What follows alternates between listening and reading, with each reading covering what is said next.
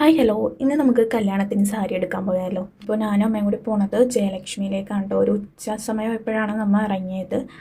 വീട്ടിൽ വന്നിട്ട് പിന്നെ ഫുഡ് കഴിക്കാമെന്ന് വിചാരിച്ചാണ് കേട്ടോ ഇറങ്ങിയത്. പിന്നെ അതേ ബസ്സൊക്കെ കിട്ടി വന്നപ്പോഴേക്കും ഒരു സമയം ആയിട്ടുണ്ടായിരുന്നു കേട്ടോ.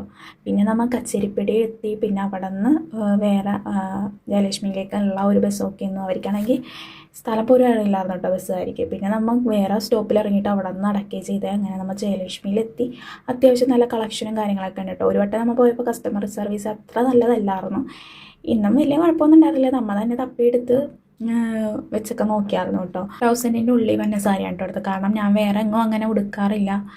പിന്നെ അത്ര വില കൂടിയത് വാങ്ങേണ്ട ആവശ്യമുണ്ടെന്ന് എനിക്കും തോന്നിയില്ല. അതും അങ്ങനെ നമ്മൾ സാരിയൊക്കെ എടുത്തത് തിരിച്ച് പോകുന്നായിരുന്നു കേട്ടോ. വേറെ ഒന്നും വാങ്ങാനോ വേറെ എങ്ങും കയറാനോ നിന്നില്ല. നമ്മൾ വിചാരിച്ചത് വീട്ടിൽ പോയിട്ട് തന്നെ എന്തായാലും ഫുഡ് കഴിക്കാമെന്ന് വെച്ചാൽ നല്ല കറിയും കാര്യങ്ങളും വീട്ടിൽ തന്നെ ഉണ്ട്. അതുകൊണ്ട് പുറത്തൊന്നും കയറിയില്ലായിരുന്നു കേട്ടോ. അങ്ങനെ നമ്മൾ അതേ സാധനമൊക്കെ വാങ്ങി തിരിച്ച് പുറത്തിറങ്ങിയത് ഓട്ടോ വിളിച്ച് വീട്ടിലോട്ട് പോകണേ കേട്ടോ. അപ്പോൾ നമുക്ക് അടുത്ത വീഡിയോ കാണാം. ടാറ്റാ.